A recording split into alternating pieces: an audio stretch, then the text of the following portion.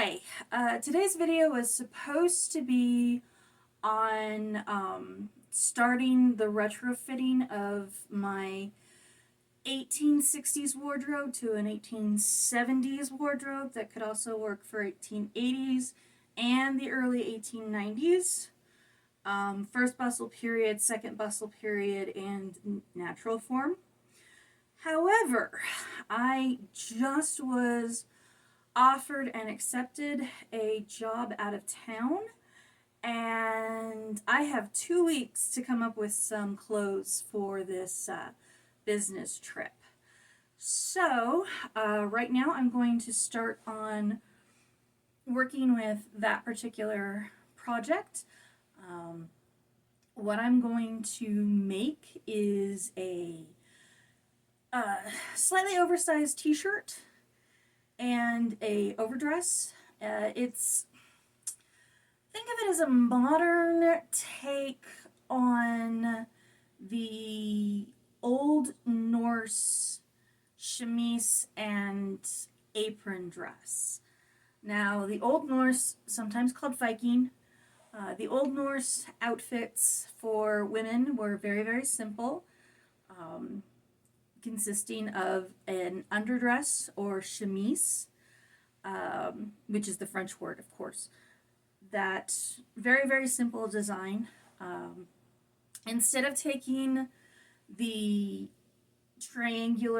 normal triangular cut and then adding sleeves onto it, I will be making just a T-cut, a literal T-shirt. And so it will just have one seam from under the arm to down the side. Overdress, which will basically be a small band across the top of the chest and 2 straps, and then the rest of the dress will be selvage to selvage. Really simple here. And of course, don't forget the cell phone sized pockets that everybody needs. Yeah, if anybody compliments me on this dress, I'm like, thanks, I designed it and it has pockets. We love our pockets. We absolutely adore our pockets. So I think that's done with the introduction, and it's time to start designing. These are some fabrics that I already had on hand. This blue fabric, which I have roughly 10 yards of, will eventually end up being a dress, probably another work dress, since I only have 1 and 2 would be good. But I don't necessarily need all 10 yards to make it, and what I cut off of here for this particular dress won't really be too much of anything. It's probably going to be just a yard of selvage to selvage. So, I can do plenty with 9 yards. This is 100% cotton. It's actually a quilting material, and it is a historical block print. I don't remember exactly when it's from, but that's neither here nor there. This is actually cotton linen, jersey knit fabric. I've got 6 yards of this material because originally, and the leftovers will eventually be this, but originally it was supposed to be a set of wintertime chemise and drawers, 1860, and now it's going to end up being more or less a wintertime combinations. And it's very lovely. Now, the linen in this is actually hemp. Linen generally denotes flax fibers, but anything that comes from a, like the stalk of a plant, technically is a linen. You could have a cotton type linen if you break down the stem of the stalks of the cotton plant, and use that as your fiber source. Like I said, this is hemp, which comes from the stalks of the hemp plant. Hemp is different than cannabis in a few ways, and the number one being it does not have any cannabinoids in it. There is no medicinal use for hemp fiber, except for maybe making bandages. Bamboo is also considered a linen. So we have flax fiber, bamboo fiber, hemp fiber. Hemp, which is actually known for its strength and resilience, which is why it was used in making ropes, because it has a very, very high tensile strength to it. But so here are my fabrics. This will be the under tunic, and it'll be t-shirt, and then this will be the loosely translated apron overdress. So let's get to drafting. So here is one of my favorite t-shirts. It honestly is so old and so washed that you can see straight through it. I don't wear it outside anymore. This is actually a 3X shirt. So I took some measurements off of it and started working on this, which is the design for the outfit. Here is the T-shaped top with what will end up being a boat neckline. It'll be 40 inches on one side from armhole to armhole. The armholes will be 13 inches deep. The bottom of the shirt will be 30 inches long, and I didn't mark this, but from neckline to bottom will be 25 inches. So it's really an underdress. Here's the breakdown for the overtunic or the overdress, which will be cinched at the waist with a black belt that I already own. The straps from the top of the, let's just call it a yoke for lack of a better word, will be 19 inches. I can always go in and make them shorter for when the fittings happen. And then the band, which goes around the upper chest, see, right here, upper chest just above the bust line, will be 47 inches in circumference. So I'll be cutting actually 4 pieces, but I'll be cutting front and back at 23.5 inches, and that's the finished edge. I'll be adding seam allowance to all of these things. And the depth on this will probably end up being 2 inches total, so be 3 inches cut. Yeah, that'll take care of the seam allowances and everything else like that. So let's look at the fabric. My t-shirt material is about 52 inches wide. I think that was the right measurement. No, it's 56 inches wide. And I am going to keep it folded in half. Right there.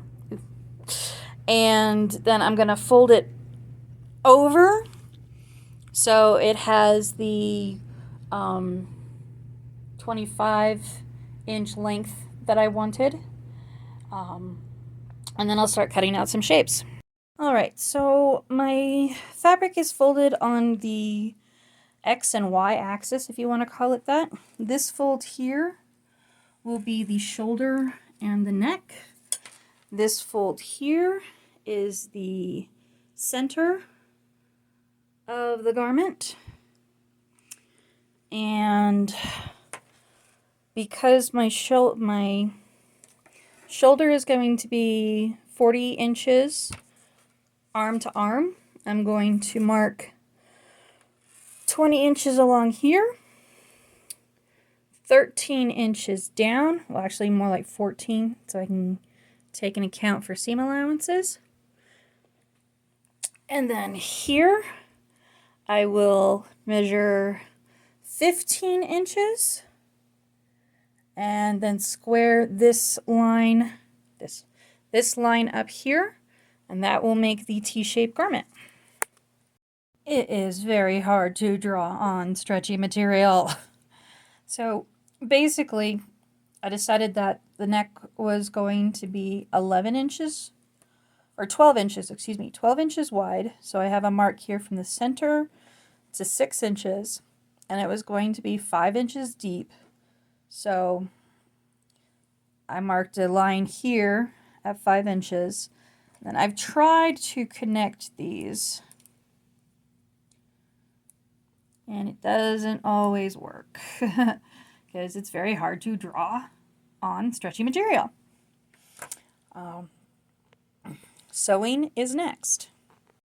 So this mark is actually 21 inches to add for seam allowance. This mark is 14 inches to add for seam allowance. This mark is 16 inches. And then this mark is just straight across from the 4. So I will actually just snip these lines with my fabric shears. Here's the full neckline. And this is the t-shirt folded out. I'm not going to cut the neck out until I get the side seams and the arm seams done. I'm just going to make a slit from here to here, try it on, and see if I like the 5-inch neck or if I want to make it smaller. To sew stretch fabric, you don't really need a special sewing machine, but you do need a sewing machine that is going to have these stitches on it. These are used for stretch fabric, except for maybe focus.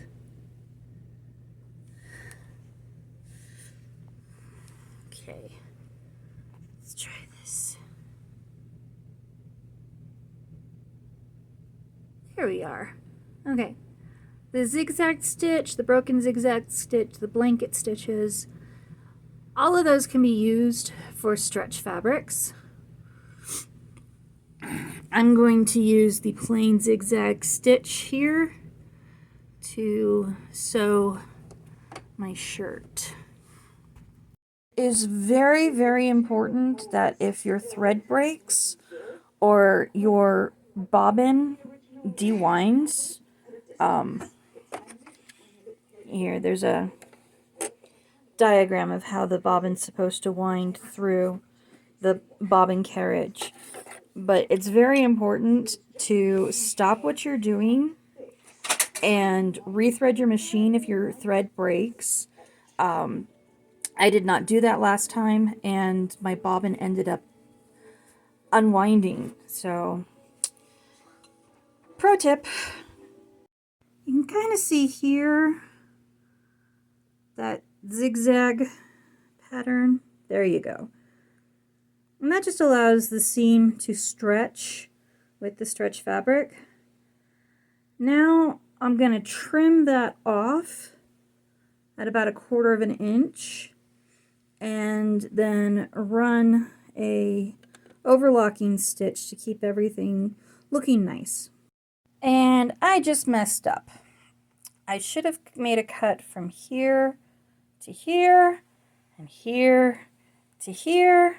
But instead, I cut from here to here. So this is going to have to be my neck opening no matter what. It's okay. We just go with the flow. Okay, I'm going to try and keep my arm down. This is actually pretty much where I wanted it to be. I may end up putting some safety pins here so it stays on my shoulders. It doesn't show my bra, but I know they say large women shouldn't wear white. This is pretty much exactly what I wanted it to look like. It's going to serve as both a slip and an undershirt for the dress. And I like it. I like the drape. I like the flowiness of it. I like my ceiling. But yeah, this is pretty much what I was wanting it to be. Now the overdress is going to pull everything up higher. Like I said, it's going to be about here-ish. And I'm not even sure I'm going to put a hem in the neck. I used to wear t-shirts that were cut up, and I took the seams off the sleeves and the neck off. Also used to make all sorts of neat little cuts in them.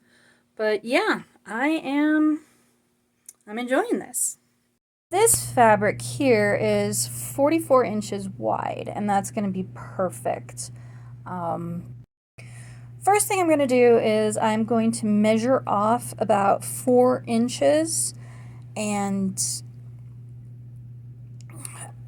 rip it so I get a nice straight seam. Then I am going to start working on both the chest band and the shoulder straps. Okay, so here are 2 strips of fabric. They're 4 inches wide. This is the neckline of the outer dress. Here is the dress part. I sewed 3 rows of very loosely stitched thread with my machine, and I've gathered them up. Now I am going to make it fit that, and I'll do it with the other skirt dress piece so it's all nicely gathered into the top. I'm leaving the sides open for now so that pardon the finger, so that I can stitch them together with the pockets. Install the pockets before I sew the side seams up, and then sew all the side seams up together. Here is my pocket. I'd love to show you that it fits my phone, but I happen to be using my phone right now to record this. After taking a little break to review some videos on how to insert pockets, I always review things that I don't like doing so I don't have that negative mindset that will screw up the project. I went ahead and started working on the pockets. First off, I measured from where the band is going to sit down to my actual hip, which was 10.5 inches.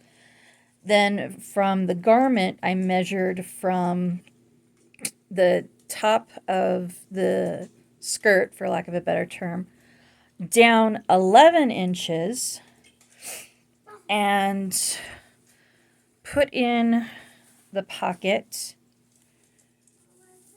And now I will work on sewing the pockets together first, and then sewing up the side seams on the dress. Because this inseam pocket, the side seam pocket, is not like attached to a waistband or anything, I'm going to do a Victorian I'm going to do a Victorian technique. Shock. My Mid-Victorian Crisis is doing a Victorian technique where I will end up anchoring the top of the pocket into the band up here to give it more structural support. So you can see this crease mark here.